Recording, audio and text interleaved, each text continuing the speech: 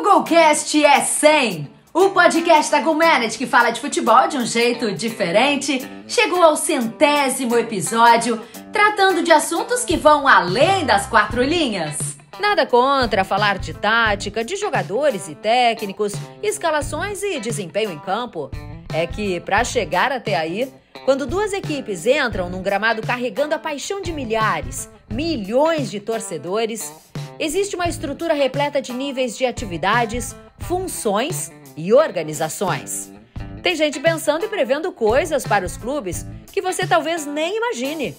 Do marketing às inovações em tecnologia, da mídia à gestão, dos negócios ao lançamento de novos produtos. Uma imensa dedicação de profissionais das mais variadas áreas a serviço do futebol. E é para estas pessoas que cuidam e se preocupam com o esporte fora de campo que foi criado o GolCast.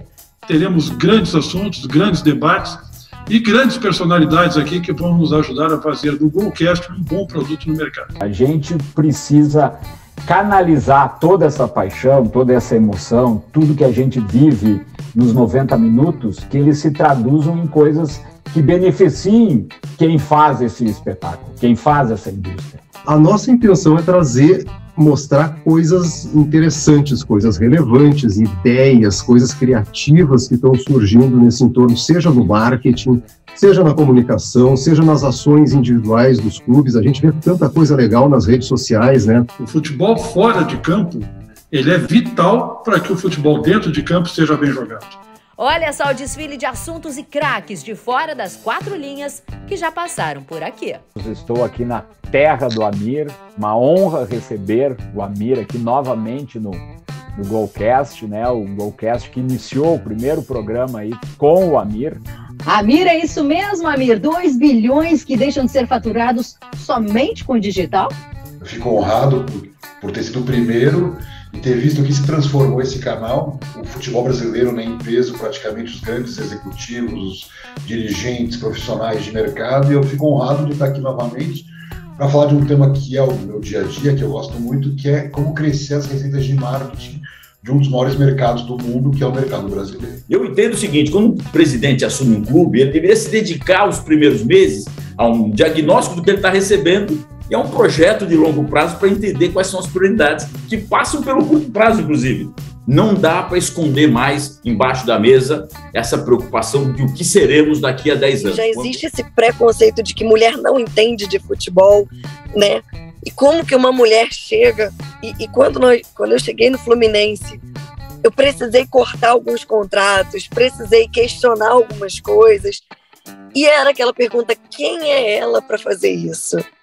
Mas eu imagino, né, que de 2004, principalmente para cá, e a briga para que mulheres consigam se inserir nesse mercado, lá em 2004, era muito maior. Tu acha que nós estamos vivendo um outro momento que está sendo mais fácil? É um caminho sem volta, mas é um caminho que está demorando demais a acontecer. Eu acho que o processo poderia ter sido muito maior. Você vê quanto tempo demorou do teste que eu fiz lá em 2004, quando eu fui para o Sport TV, eu comecei a narrar a Olimpíada Pan-Americano, mas eu não cheguei no futebol. Na Copa, que eu achei interessante colocar para vocês, é que a gente tinha uma audiência gigante no pré-jogo, porque as pessoas tinham uma curiosidade. Peraí, quem são as mulheres aí? Vamos ver se elas entendem. E eu falava para elas, erro zero, eu quero erro zero, não quero ninguém para dizer aqui, vocês não sabem nada, vai pilotar um fogão, não vou admitir isso. Os programas, especialmente os programas de sócio-torcedor do Brasil, estão num momento muito especial, mas é aquela tona do Brasil. Naquele clube lá está dando certo, eu acho que pode dar certo no meu, vou copiar o dele. O Brasil é muito do Ctrl-C, Ctrl-V ainda, essa questão de clube, entendeu? Tá sempre um esperando o outro fazer primeiro para depois eu vou atrás, o outro fazer primeiro eu vou atrás. É um produto que vem complementar a ideia do sócio-torcedor, porém ele rentabiliza também o sócio, ele quer uma moeda, ele pode gerar receita, mas qual é a ideia, onde está o lastro do front office? Está no fã, na paixão. Então, nós aqui no Santos, por exemplo, já estamos aos compradores dos fan tokens, nós já estamos abrindo, a ideia dele é permitir que ele arbitre, dê ideias, vote opine sobre coisas do clube. A inovação vai ser um ponto de apoio para todos os setores do clube, não só para pensar marketing e novos negócios, mas para pensar, ajudar o que o futebol precisa, o que o jurídico precisa, todos os setores mesmo, assim, né? O financeiro, o que a gente pode trazer de novas plataformas. É importante falar que a adequação ao calendário europeu não é uma submissão à Europa.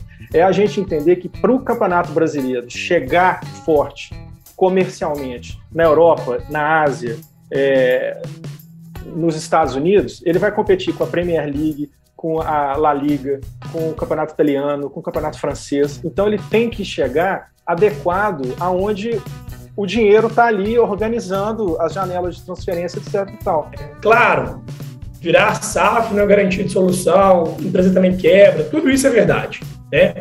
Mas o modelo associativo, ao meu ver, para os clubes de futebol da grandeza, do tamanho do Cruzeiro, eles precisam de um modelo empresarial para funcionar. Como é que é esse modelo de gestão da MLS? Então, na verdade, todos os clubes são donos da liga, então cada dono de clube ele tem uma participação, por isso a criação do teto salarial, por isso de ter uma governabilidade, uma governança e compliance dentro do processo. Eu acho que o grande desafio do futebol nessa década que a gente está começando vai ser com relação à governança e compliance, né? A gente está vendo um movimento dentro do esporte muito grande e uma cobrança muito forte por uma gestão mais séria, mais profissional, mais transparente. Um aumento muito grande da conscientização dos torcedores e jogadores. Então, muitos jogadores que antes acreditavam que sofrer uma injúria racial era parte do pacote de ser jogador de futebol, eles começam a compreender que não, que existe uma linha muito importante que não pode ser ultrapassada, que é a questão da dignidade humana. Se um atleta pensa, eu vou bater um pênalti e vou errar, a emoção básica é o medo. O atleta que precisa aprender a filtrar, a poder, independente do placar, reconhecer o seu valor e lidar com isso como um processo de aprendizado normal, natural da profissão. O Brasil tem os melhores jogadores do mundo, de longe. Eu vejo o futebol brasileiro há muitos anos e não conheço, e é o futebol que mais me fascina de todos, são os jogadores brasileiros. Não fazem um mau passe, quando recebem a bola fica nos pés, têm arte e magia nos pés, têm tudo. A gente tem que entender o futebol como um show que começa 1 hora antes e o show que termina meia hora depois. Tem muita conversa, né? Especialmente em redes sociais, né? Seja qual for o resultado, às vezes até tem mais, né? Quando o time perdeu, dependendo, né, do tamanho da derrota, né? Até vai ter mais. E aí a gente pensa assim, mas todo esse público que está conversando fora das minhas redes, eles podiam estar conversando dentro das minhas redes. Os clubes no Brasil se acostumaram a receber o cheque pensão da Globo todo dia 5 de cada mês. Eles jamais se esforçaram em desenvolver os seus produtos. Eles jamais entraram de corpo e alma para ajudar a enaltecer e a engrandecer uma competição. O esforço de fazer a competição conhecida sempre foi da Bandeirantes, quando transmitia Campeonato Brasileiro, sempre foi do SBT, quando transmitiu a Copa do Brasil, da Globo, quando transmitia as suas competições, sempre foi do comprador do direito. Se um clube desorganizado vira um clube empresa, o que ele vira é um clube empresa desorganizado. Se tornar uma empresa e ainda mais recorrer ao capital privado, é uma tarefa muito difícil para empresas que têm que estar com um grau de maturidade de gestão muito maior do que a maioria. O City Football Group, eles conhecem o mercado. Eu vejo o Grupo City sendo um grande produtor de um modelo de jogo. Num país com dimensões continentais, nós temos por volta de 650 clubes profissionais. Desses 650 clubes profissionais, hoje, por volta de 210 têm um trabalho de categoria de base. E não estão atendendo todas, sub-20, 17, 15, 13, não. Muitos desses aí estão atendendo apenas 20 e 17. GolCast no ar. E hoje, como vocês estão vendo, num ambiente diferente, estamos na Confute Sudamericana. Estamos aqui com o presidente de relacionamento do Huracan, Javier. Que legal te ver aqui. Norton e eu ontem assistimos a tua palestra e foi tão humanizado, foi tão legal, a gente ficou mais apaixonado. Quando meu avô morreu, ele disse para sua família que a cinza dele, ele queria que estivesse no césped, e a gente cumpriu o que o avô queria. quando meu pai vivia, ele também falou, eu quero o mesmo que o avô. Quando eu não esteja, eu quero que minhas cinzas estejam no estádio. Meu pai morreu e as cinzas estão aí. Eu falei ontem, e já para meu filho, que quando eu morra, eu digo em piada, quando eu morra, aunque o estádio fique assim, eu quero que minhas cinzas também estejam no estádio de Huracan. Tinha um senhor parado do lado, aí ele virou para mim e falou assim, vocês jogam no Inter? Eu falei, sim. Aí eu parei, né? Eu falei, sim, jogamos no Inter. Aí ele abriu a porta do carro e saiu e falou assim, olha, muito obrigado. Aí a hora que ele falou isso, eu olhei pro rosto dele e ele tava com o olho marejado. Aí ele falou assim, olha, muito obrigado mesmo, muito obrigado, porque vocês não fazem ideia do orgulho que nós sentimos de vocês. E aquilo ali me deixou assim, falei, meu Deus, o que tá acontecendo, sabe? Aí a hora que eu entrei no meu carro, eu fiquei um tempinho lá parada, assim, tentando entender a situação. E aquilo ali me atingiu de uma maneira assim que eu falei, nossa, olha o tamanho do que a gente fez. Olha onde nós chegamos. Já se inscreveu no nosso canal? Estamos no YouTube como GoCast Go Manage. Toda terça tem um episódio novinho pra você. Estamos também nas principais plataformas de áudio. Se inscreva no nosso canal. Beijo, a gente se vê.